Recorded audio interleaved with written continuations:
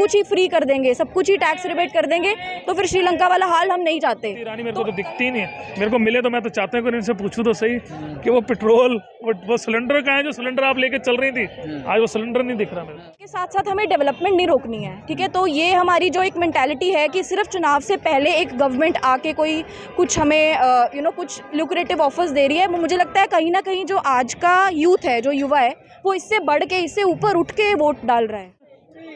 आटे पे कम है, दूध पर कम है, गैस पे कम हुआ, पेट्रोल पे कम हुआ। सबसे ज़्यादा जो आज जनता को सुविधा जो चाहिए थी वो आटे पे चाहिए थी, दूध पे चाहिए था। कितना टैक्स बढ़ गया आटे पे और दूध पर, इसकी बात पहले 1.5 लाख थी, फिर 2 लाख थी, फिर 2.5 लाख थी। टैक्स पेयर हैं कितने हैं? 2% भी नहीं टैक्स पेयर हिंदुस्तान में देने के। तो केस हो चुका है और हम जनता के बीच जा रहे हैं, जनता से जानने की कोशिश करेंगे कि आम जनता के लिए इसमें क्या है, मध्यम वर्ग के लिए क्या है। मैम ये बताइए, जिस तरीके से आज बजट पेश हुआ और उसमें टैक्स कम करने की बात की गई, आपको क्या लग रहा है, आम जनता को इसमें कुछ राहत मिल रही कि नहीं मिल रही है? बिल्कुल आम जनता को भी राहत मिल रही है। जो 5 लाख तक की पहले लिमिट होती थी, जिसके अंडर टैक्स एग्जेम्प्ट होता था, वो अब एक्सीड कर दिया है। प्लस ओवरऑल भी जो बाकी लिमिट्स हैं वो भी अब सारी कर दिया। पहले 2.5 लाख तक नहीं होता था, अब वो 3 कर दिया, फिर 3 to 6 का बना दिया है 5%। तो जो ये बजट की जो स्लैब्स इंक्रीज़ की हैं, आई थिंक जो इन्फ्लेशन है, तो इन्फ्लेशन काफ़ी बढ़ रही है, जिसकी वजह से जो टैक्स लिमिट्स भी थी वो भी एक, इफ़ यू सी, अगर एक बंदा है, जो अगर एक पर्सन कुछ अर्न कर रहा है, तो वो अर्निंग जो है इन्फ्लेशन के अकॉर्डिंग वो कम रह रही है और उस पर टैक्स ज़्यादा देना पड़ रहा था कहीं ना कहीं। तो ये जो डिमांड थी लास्ट 2-3 साल से थी, स्पेशली आफ्टर कोविड।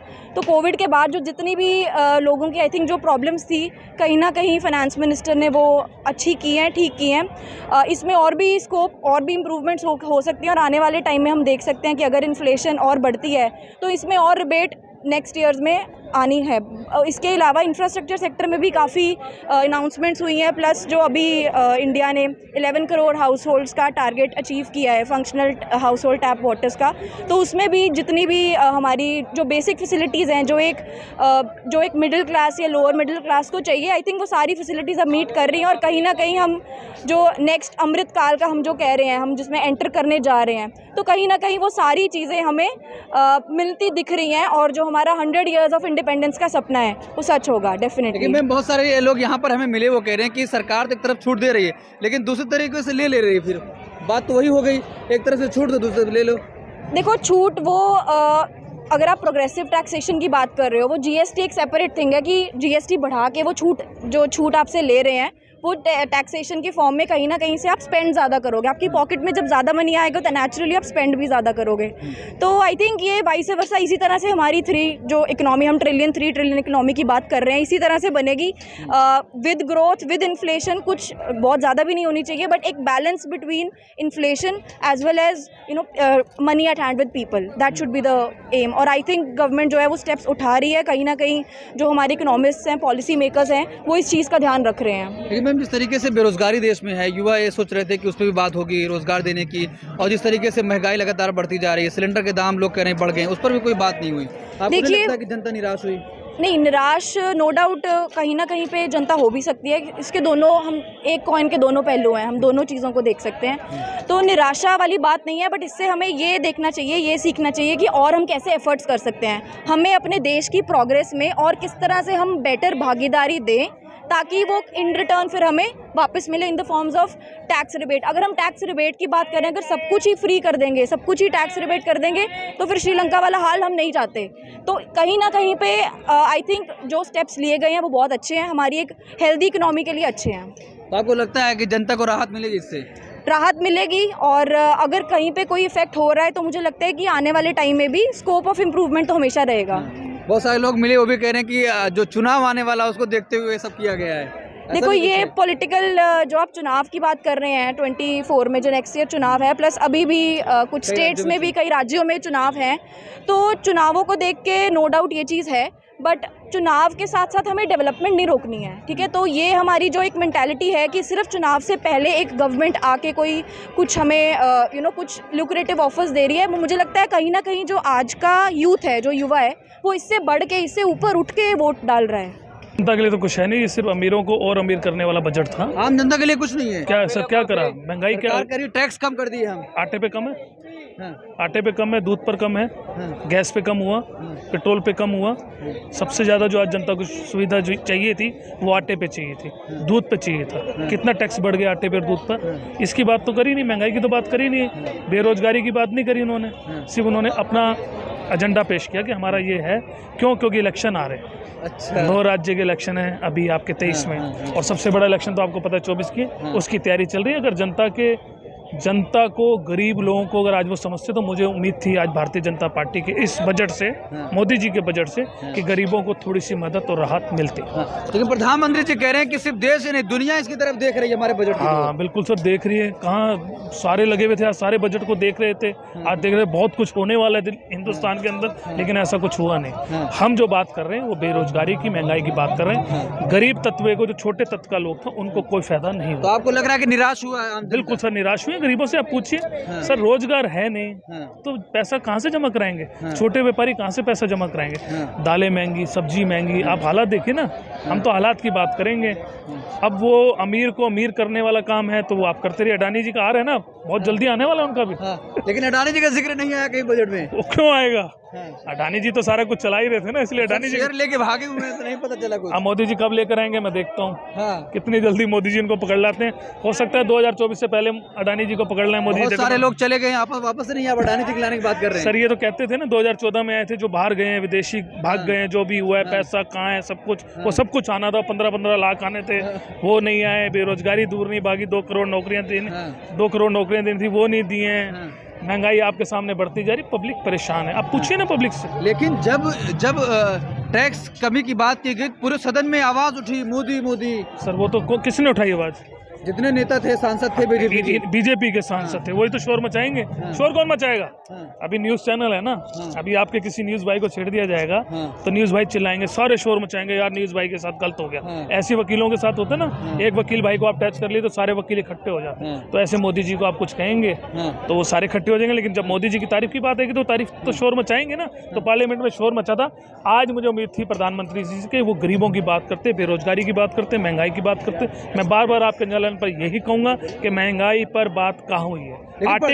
प्रधानमंत्री कहते हैं मैं गरीब का बच्चा हूँ, गरीबी की बात नहीं कर रहे हैं। तो सर आटा महंगा है नहीं है, महंगा है बिल्कुल, दूध महंगा है नहीं है, सब्जियां महंगी है नहीं है, दाल महंगी है। 2014 में जब ये आए थे उन्होंने कहा था कि हम गरीबों को समझेंगे। क्या सिलेंडर का रेट था? 450 रुपये, 65 रुपये पेट्रोल था। आज कहाँ पर है? कहाँ है स्मृति ईरानी? मेरे को तो दिखती ही नहीं है। मेरे को मिले तो मैं तो चाहता हूँ कि इनसे पूछूं तो सही कि वो पेट्रोल, वो सिलेंडर कहाँ है जो सिलेंडर आप लेके चल रही थी? आज वो सिलेंडर नहीं दिख रहा मेरे को। वो तो कह रहे राष्ट्र हित में ये सब झेलना पड़ेगा। हाँ, इनकी सरकार है तो सब कुछ झेलना पड़ेगा। यही चीज लेके तो राहुल गांधी जी निकले थे बाहर रोडों पर। राहुल गांधी जी क्यों गए थे यात्रा लेकर? इसीलिए गए थे, वो गरीबों से मिलना चाहते थे, गरीबों से बात करना चाहते, गरीबों का दर्द सुनकर आए थे और वही बताना चाहते थे। लेकिन आप शोर मचाओगे तो ईडी सीबीआई सब लगा देंगे हमारे पीछे। सर डर अडानी के पीछे नहीं लगी? वो लगेगी नहीं, क्योंकि वो तो इनके खास आदमी है ना। अरब के लिए वही है, उनको पता है कि एमएसएमई को, जब तक एमएसएमई डेवलप नहीं होगा तब तक इकॉनमी रिवाइव नहीं होगी। अब वही घूम फिर के फिर वही समझ उतनी है कि 93% जो बजट में जो उतना मैंने देखा है कि 93% एमएसएमई के पैसे वापस होंगे। आई मीन उन्होंने जो लोन लिया है तो ऑटोमेटिकली बैंक को, अगर वो नहीं भी पे करना पा रहे तो बैंक को वापस देंगे। सरकार को ये लगता है कि एमएसएमई को पैसे की कमी है, या एमएसएमई को हम अगर लेमन लैंग्वेज में बोलेंगे तो एक मैन्युफैक्चरर को, जो छोटा मैन्युफैक्चरर है जिसके पास 1-2 वर्कर काम करते हैं, उसको पैसे की ज़रूरत है। लेकिन ये मिथ है, उसको पैसे की ज़रूरत नहीं है, उसको जो वो प्रोडक्ट कर रहा है उसकी डिमांड की ज़रूरत है। उसकी डिमांड ही नहीं है। पैसे तो वो कहीं से भी जुगाड़ करके, घर से मांग के, कुछ घर के कुछ चीज़ बेच के पैसे करके प्रोडक्शन अपनी डबल कर सकता है, ट्रिपल भी कर सकता है, पर उसके बाद डिमांड ही नहीं है तो बना के वो उसके अंदर थोड़ा ना रखेगा वो उसको। ये तो सबसे बड़ी। लेकिन सरकार तो कह रही है कि टैक्स में छूट मिल गई है, तो टैक्स में छूट, सीमा बढ़ा दी गई है। सीमा तो बढ़ा, वो तो हर साल बढ़ा, शुरू से ही होता आ रहा है। पहले 1.5 लाख थी, फिर 2 लाख थी, फिर 2.5 लाख थी। टैक्स पेयर हैं कितने हैं? 2% भी नहीं टैक्स पेयर हिंदुस्तान में देने के, तो टैक्स स्लैब से कोई मतलब ही नहीं है। मेन तो तब है ना कि जब कॉर्पोरेट टैक्स को आप कम कर देते हो, जिनसे टैक्स लेना उनसे आप उनका टैक्स कम कर ही जा रहे हो, जिससे कि गवर्नमेंट को इनकम होनी है। तो अल्टीमेटली तो नुकसान कितने हैं? मेरे को तो ये लगता है कि गवर्नमेंट गवर्नमेंट की अपनी ग्रोथ है। जब भी कोई मैन्युफैक्चरर है या रिटेलर है या शॉपकीपर है, जब वो ग्रोथ के बारे में सोचना छोड़ देगा ना, ग्रोथ का मतलब क्या होता है कि अगर आज मैंने कोई दुकान यहाँ पे कपड़ों की सपोज डाली है, तो मैं यार दिमाग में मेरा चल रहा होता है कि चल ये तो चल रही है, अब मैं शूज़ की दुकान खोल लेता हूँ, अब मैं दूसरी की दुकान खोल लेता हूँ। अगर मैंने कोई फैक्ट्री है मेरी मैन्युफैक्चर, तो सोचता हूँ यार एक मशीन और बढ़ा दूँ या दूसरी भी एक ये की और प्रोडक्शन शुरू कर दूँ। ये अब कोई भी नहीं सोच रहा। मेरे भी आधा खानदान मेरा मैन्युफैक्चर फैक्ट्रियाँ हैं उनकी, उनके पास सोचो, अब वो ग्रोथ के बारे में सोच ही नहीं रहे हैं, सब सर्वाइविंग मोड पे है। यार कमाया हुआ है ना, जो है चलने दे, मतलब बेनिफिट नहीं हो रहा उसमें। नहीं हो रहा, ग्रोथ नहीं सोच रहा। और जब कोई भी मैन्युफैक्चरर, रिटेलर या शॉपकीपर जब ग्रोथ के बारे में सोचना छोड़ देगा, सबसे बड़ा नुकसान सरकार को है कि वो अगर दूसरी दुकान खोलेगा, वहाँ एम्प्लॉयमेंट भी देगा, पैसा भी लेगा, सब इंपोर्ट भी करेगा, सब कुछ करेगा उसमें। तो ये गवर्नमेंट को या तो समझ में नहीं आ रही या वो समझना नहीं चाहते हैं ये चीज़। जब तक नॉर्मल आदमी के लिए ग्रोथ के बारे में नहीं, उसको कंफर्ट जोन में नहीं लेके आओगे, तब तक आपकी, क्योंकि सरकार को भी पता है कि हमारी इनकम बंद हो चुकी है। 2 नंबर की नहीं, जिन पे सरकारें चलती है वो इंपोर्ट पे चलती हैं। आप ये एक्साइज ड्यूटीज हुई, ये वैट हुई, इनसे जो सरकारी कर्मचारी हैं, उनकी सिर्फ तनख्वाहें दी जाती हैं। सरकार की असल इनकम जो है इंपोर्ट से एक्सपोर्ट से होती है, इंपोर्ट से होती है, ये ड्यूटीज जो आती है। तो वो तो उसके बाद इस चीज़ का तो कोई ध्यान ही नहीं दे रहा। लेकिन पीएम मोदी तो कह रहे हैं कि ये बजट सिर्फ देश के लिए बल्कि दुनिया के लिए भी मिसाल बनेगा। तो कहना ही पड़ता है ना। अब ये कह देते हैं कि IMF ने ये बोल दिया जी कि बहुत ग्रोइंग तो होगी। जब 136 करोड़ लोग होंगे जिसमें, तो उसमें तो इकोनॉमी ग्रो होगी, लेकिन किस पेस पे आप ग्रो कर रहे हो, ये चीज़ देखनी पड़ेगी। जर्मनी जहाँ पे सपोज 2-3 करोड़ की जनता है, उसकी ग्रोथ को आप इनके साथ नहीं कंपेयर कर सकते हो ना। यहाँ पे ग्रोथ होगी, ये चलते हैं वॉल्यूम पे। तो वॉल्यूम में तो ऑलरेडी गवर्नमेंट जो सरकार है 136 करोड़ उससे बढ़ेगी। तुमने ऑल द ईयर्स ग्रो कितना किया, वो लेके उस डाटे के ऊपर ध्यान दो ना। उस डाटे के ऊपर कोई ध्यान नहीं देता। मतलब आम जनता का इसमें फायदा नहीं दिख रहा है। और है ही नहीं। आम जनता के पास क्या फायदा, आप मेरे को बताओ ना। महंगाई इतनी बड़ी ज़्यादा है, मैन्युफैक्चरर है वो बेच नहीं पा रहा है। पार्ले जी का पैकेट 5 रुपए का इतना था, अब उसके साइज छोटा होता जा रहा है। कोलगेट की जो वो टूथपेस्ट में सारे mg कम करते जा रहे हैं, क्योंकि रेट इससे कम कर नहीं सकते। तो उसमें करके, तो इसका जब ये भी सर्वाइविंग मोड पे किसको कहोगे ना आप, अब वो बंद तो कर नहीं सकता। मैंने अपने पार्ले जी अपना मैन्युफैक्चरिंग, तो यही है इसमें। तो यही तो मैं कह रहा हूँ, ग्रोथ सोचनी छोड़ दी उन्होंने। नए प्रोडक्ट्स कुछ नहीं, जो यार चल रहा है इसी को चलने दो। इससे सबसे बड़ा नुकसान तो मैनेज करके चलना पड़ रहा है। होता ही है। अब चले जाओ किसी भी सेक्टर में। सबसे बड़ा एग्जांपल तो अभी मेरे जो ध्यान में है, पार्ले जी को पैकेट इतना कर दिया उन्होंने। तो हर बंदा इसको सर्वाइविंग मोड पे ही कहोगे ना आप। वो नया बिस्किट लॉन्च करने में थोड़ा ना कोशिश कर रहे हैं। तो ये सरकार को बहुत देखना पड़ेगा, क्योंकि हेडलाइंस देने के लिए बजट और चीज़ हो जाती है, ground reality is something else. लेकिन जब टैक्स वृद्धि कम की गई तो पूरे पार्लियामेंट में तालियां बज रही थी कि सरकार ने बड़ा कदम उठा लिया है। वो तो मजबूरी भी है ना। मौजूदा सरकार का काम ही ये है, कोई बोल नहीं सकता उसके अगेंस्ट। कुछ बोलोगे तो अंदर चले जाओगे। तो इसका भी डर है। तो है ही है, आपको भी पता ही है। कई प्रेस रिपोर्टर बिठा रहे आज भी जो है वो लिखने वाले अच्छे इंटेलेक्चुअल पर्सन, जो कि जिन्होंने पता नहीं कई किताबें लिखी हुई, जेल के अंदर सड़ रहे हैं वो 4-2-3 साल से। तो ये तो है ही है गवर्नमेंट। अब उनकी तो मजबूरी है बोलना, हमारी कोई मजबूरी नहीं है। क्योंकि मेरा तो ये मानना है कि पार्टियां हमारे लिए हैं, हम पार्टियों के लिए नहीं हैं। अगर आज मैं एक MP, MLA या PM को अपनी वोट से देके अगर मैं उसको सीट पे बैठाता हूँ, तो इसलिए बैठाता हूँ कि वो मेरा काम करे, ये नहीं कि वो जो बोले वो मैं काम करूँ। आज उल्टा हो रहा है। आज जो भी ऊपर से है, प्रधान सेवक जी जो कह देते हैं उसी पे सारे शुरू हो जाते हैं। गलत है सही है, कोई आप सोचोगे नहीं, कि सोचता नहीं है और शुरू हो जाती है डिबेट करनी। ये गलत है। गलत को गलत और सही को सही बोलना पड़ेगा। Thank you.